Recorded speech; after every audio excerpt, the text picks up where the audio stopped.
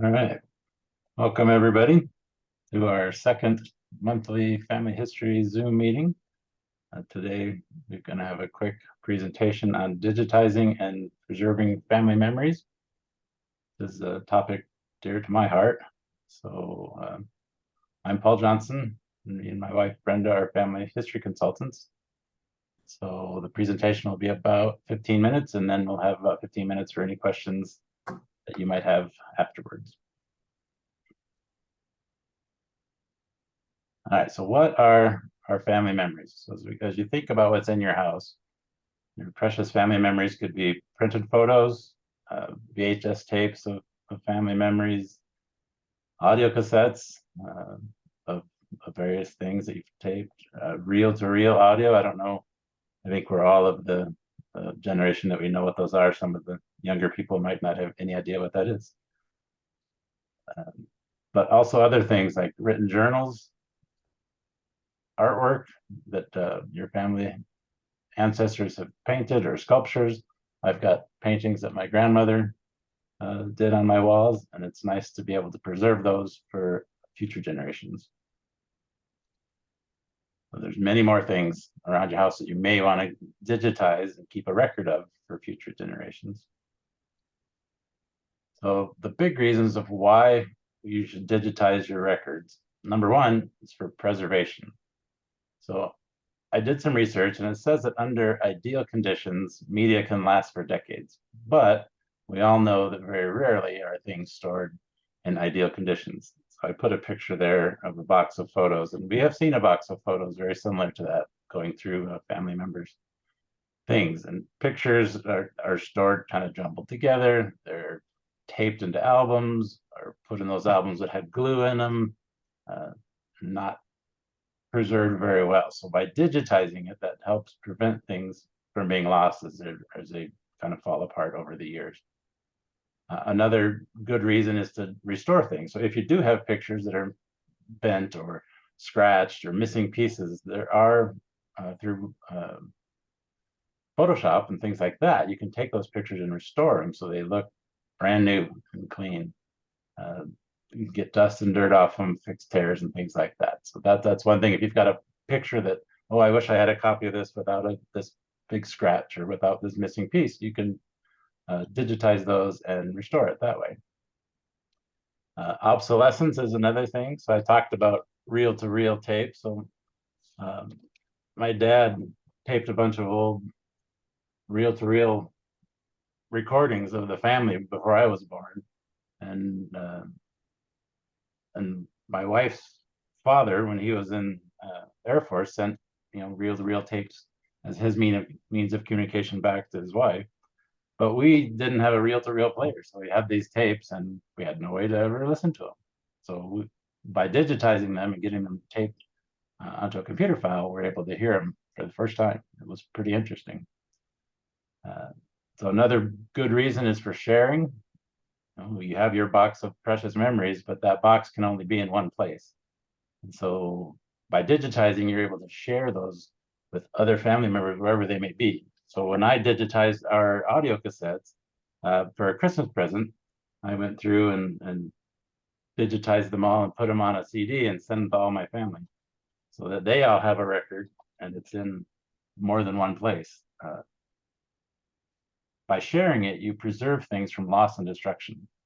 Because if there's forbid there be a fire or a flood, or they just get lost or thrown away accidentally, if that's the only copy of that picture, then it's gone for good. But by sharing and moving them out to other family members, you'll be able to make sure that they're preserved for the future.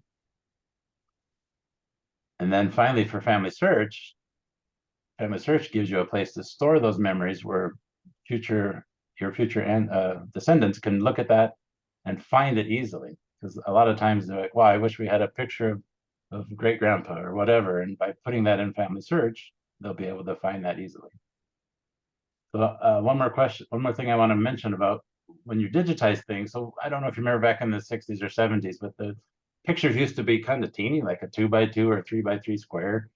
And sometimes it's hard to see what's on those. So when you digitize things at a high enough resolution, you can bring that onto your computer and make it much larger and see detail that you've never seen before. My wife has some of those pictures that we scanned, and when we brought it back onto a computer, she saw detail that she'd never been able to notice before on such a small picture. All right, so how do you digitize? Well, it's pretty easy. Just buy yourself an expensive fast computer and a scanner, and then a photo scanner and a book scanner and a VHS player and a CD player, and cassette player and reel-to-reel player. Easy, right? That's expensive, and I don't know if you can even buy those anymore. But there is a better way. So digitizing made easy. Number one, get help from other people. So not everybody has the expertise to do digitization of family memories. But if you talk to your family members, they may have a scanner, they may have some way to help you digitize those. You can talk to the family history consultants. I do have a high-speed photo scanner, and I can help you use that if you'd like to. Talk to the rising generation, because they're great with technology. They're easily able to help you do that if you have the means. There are companies that do digitization. So I did use Legacy Box at one point, back before the Family Search Center came into being. They're expensive, but they do a good job. You ship all your media off to them, and they send you back all the digitized copies back. So you can do it yourself at home, but the best way to do it is through the Family Search Center. So if you go on Google and search Lehigh Family Search Center, that'll be the first thing that comes up. And they have everything there that you need to digitize your memories. And it's free, but you do have to make reservations. So if you go on there, when you log in to the Family Search Center the first time, you'll see at the top, they have an option for scanning or for audio, video, and movies. And under each of those lists all the different stations that you can reserve. They have scanners, they have reel-to-reel, they have VHS, they even have like Super 8 movies, which we don't have any, but all sorts of things that you can take down there to digitize. So I would highly recommend that you give that a shot if you want to digitize some of the hard to find things where you don't have a way to play it at home. So as kind of a last quote, I want to say, I found this quote from Louisa May Alcott. She said, "Preserve your memories, keep them well. What you forget, you can never retell." Or a picture, once it's lost, you can never retake it. So hopefully we can digitize what we have and share it around our families so that they can enjoy the memories for many generations to come. All right, so we have a few minutes. I'm going to show you the Family Search Center just so you can see what that's like. All right, so can you see that on the screen? Okay, so when you first bring it up, there's two options here, one for scanning and one for audio and video and movies. So if you click on those, it brings up a list of all the stations that you can do. So it's photo scanning, negative scanning, slide scanning. I have a book scanner if you want to do journals and things like that. And if you want to do a reservation, you just click that button and you can reserve it at a time where it's convenient for you to go down there and do it. Very easy to do. So they have lots of different things you can do. So audio and video, like I said, they've got audio cassette, reel-to-reel, VHS, and then these Super 8 like camcorder conversion stations as well. Again, you just click on that and click here to reserve it. All right, so any questions from you or comments on digitizing? Any success stories or anything we can help you with? Oh, this is Mar. Oh, go ahead. This is Marlene Lindsay. How much time can you put on one family memory in Family Search?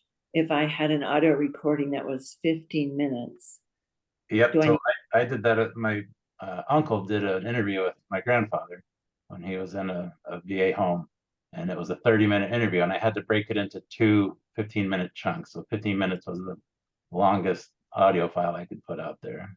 Oh, great. 15. That's great to know. Thanks. And there's a program called Audacity that allows you to edit your MP3 files, so to break it up or clean off the ends where it's blank space or whatever. Paul, this is Jim Lindsay. Mhm. Do you have a preference as to whether you put it on a CD, a DVD, a flash drive? What type of media do you recommend? So interestingly enough, I put everything on CDs for my family, but CD drives are becoming less common. If you buy a new computer now, they don't usually come with a CD drive anymore. So I would recommend putting it on thumb drives. So when Yeah. I did the movies for my family, I actually bought like an 8-pack of thumb drives from Amazon and stored them on that. Because USB ports are going to be around probably forever. Yeah. And it's small and it's easy and it's good. Thumb drives, they're good memory. They last a long time as long as you keep them out of sunlight and out of water and things like that. Question. A lot of photos now are in the cloud. It's nice for the person that has that cloud, but it's not necessarily shared with everybody else. So I'm just wondering, can those photos in the cloud be downloaded and put on a flash drive, thumb drive? They can, yeah. So we use OneDrive or Dropbox. Those are kind of cloud storage utilities. And there are ways to share those directories with other people. So when we had my parents' 50th wedding anniversary, all the children took pictures and we had them all upload them onto a shared folder in Dropbox so everybody could see them and grab which ones they wanted out of that. Now, true, at some point when we pass away, if no one has to log into that Dropbox, then they could be lost. So that's make sure you get the really important ones probably on Family Search, because then they'll take care of that and always be available. Would be my recommendation. Yeah. I have a follow-up question. This is Serena. Sure. So I did put all of our VHS and old movies onto CDs, and they have been stored correctly. But can I take those to the Family Search Center in Lehigh, and can they help me get it onto a flash drive? They should be able to. Yeah. Okay.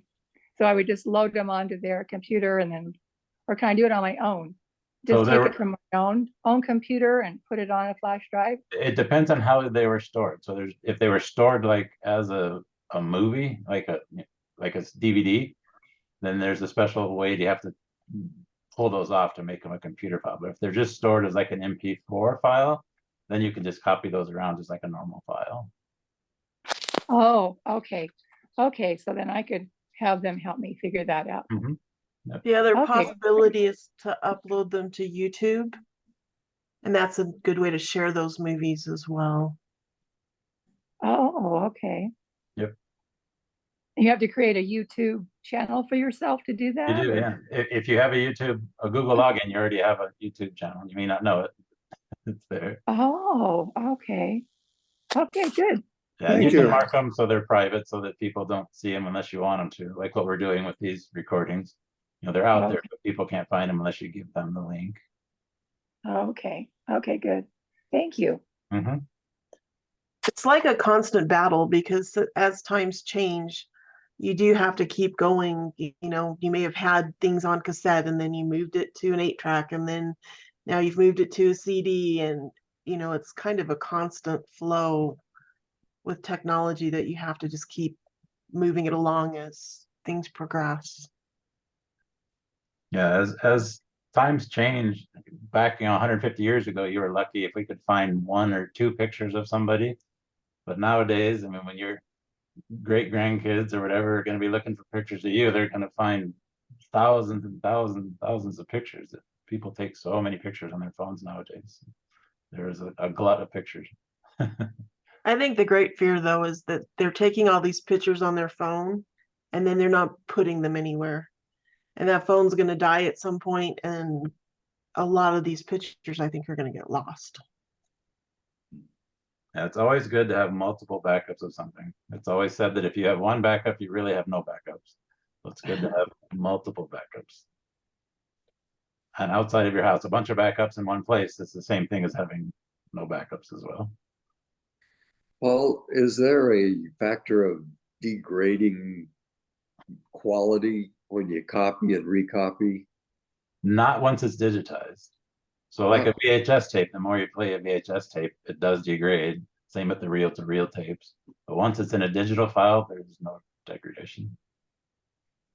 I understand that it's better to save or scan into a TIF file rather than JPEG. Either one works. You want to scan it at the highest resolution that you possibly can, so that if you want to do some correction to it or share it, that you have the highest resolution to start with. You can always change it later to a lower resolution, but you can never make it a higher one. So your initial resolution is the max for a file. Right. And I think the argument against a TIFF file is that that's not what you use in all of these places. So you're going to constantly be converting anyways to a JPEG. So I think there's a little bit of negativity for that. But you could do both. You know, TIFF does allow you to store higher resolution and more information about it, but Yeah. not unless you've got like professional photos that you're wanting to share or something professionally, then there's really no reason a JPEG is fine. Okay, thank you. Mhm. One of the other things, as far as how things have changed through time, the pictures from the 70s are the ones you may even want to start scanning first, because the resolution, or not the resolution, but the quality of those pictures when color film kind of came into being are the worst. So I've got the pictures from the 20s, 30s, and 40s of my grandmother's that's black and white and as clear as they can be. And the pictures from the 70s are already just terrible. So I'd get those done as soon as you can. Good insight. And then I mentioned earlier about paintings and sculptures and things like that. You can always use your phone and just take a picture of something. I mean, obviously you can't scan something that large, but certainly you can take a nice picture on your phone. And the camera phones nowadays are amazing. They're as good as any camera we had 20, 30 years ago.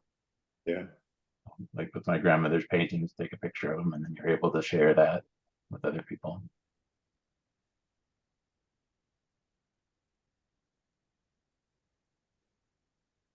Paul, Mhm. I'm glad to hear you say that, because my mom kept photo albums and I wanted to get them digitized and saved as they were fading. Some people I know, they do each individual picture. It's thousands of pictures, thousands of hours.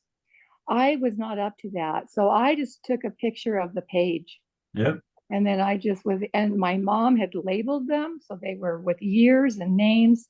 And I was so grateful for that option, because I could not face doing each individual picture for thousands of times. Yeah. So were they glued in an album or just loose in an album? They were glued in an album. Yeah, see So that's I just took a picture of the whole page, and then I also did it physical. I did Shutterfly, and I just did the full bleed format for each page. And now I have a physical copy of all of her photo albums, so that when family members come, we can pull those out and look at them physically in addition to on the computer. awesome. Yeah, that's wonderful. Yeah, those old albums that were glued, they glue them in, that's not great for pictures, so it's good you preserved them. That's probably an example of resolution being super important as well. Because if you're going to have multiple pictures on a page, you really want a high resolution, because somebody may come along and want to frame one of those pictures at some point and crop out just one particular picture and send it off and get it blown up and put it in a frame. And if the resolution is too low, then the quality is really, really bad. So kind of just watch your resolution if you go that route. But the advantage to that route is especially having, all of the handwritten notes by family members that created those albums. So some people will actually do both and do individual pictures after they've done the pages that have all the information. How do you put that in memories under a tab that would make it accessible for all those people who may have family members in these books? So you're talking about family search? Yes, I'm sorry, family search. Okay, yeah. So we actually have one of our upcoming monthly meetings is going to be about adding memories to family search. Okay, We'll great. save that for that one. All right, that sounds good. I wanted to follow up on Brenda's comment.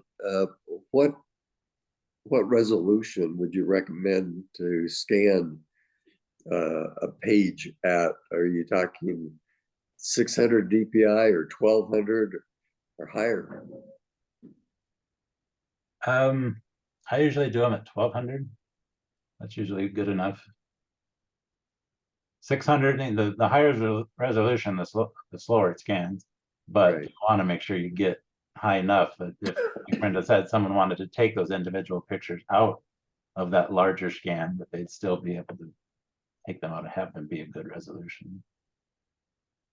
And what size scan are you? Is that a regular page size, or is that a legal size, or what size? They have all sorts of scanners at the Family History Center. So like the flatbed scanners are usually 11 by 13 for the maximum size that you can put in there. My high-speed scanner can do up to 8 by 10s without a problem. And of course, with your camera, with your phone, you can do about as big as you want. Yeah.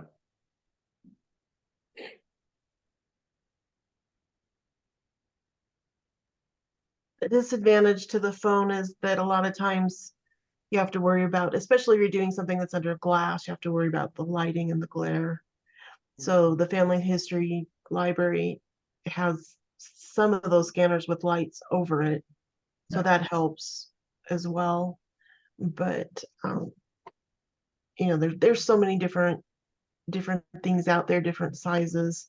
And some things you just have to do the very best you can. Like that's as good as it gets. But generally speaking, you can get fabulous things out there.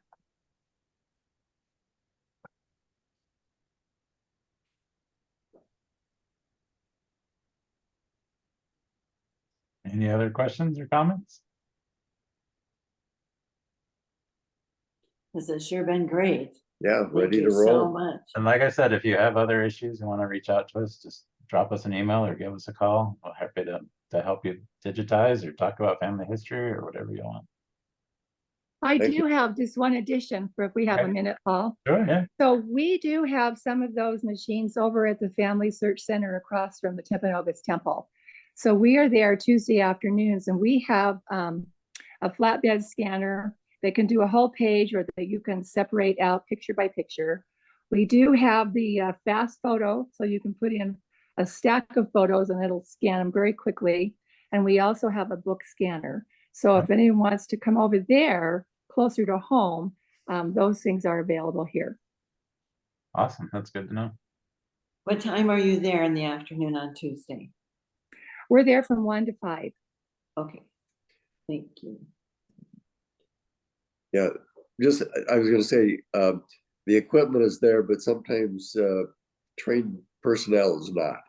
So you might True. want to make sure that you've got Chuck and Serena. a trained person that would be there at the time to be there. Yes, and you can call them as well and let them know and find out, when I have this I need to do, when will someone be there that knows how to help me do that?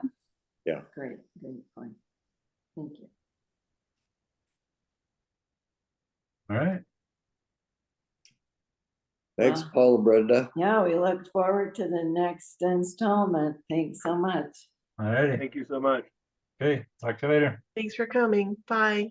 Bye. Bye.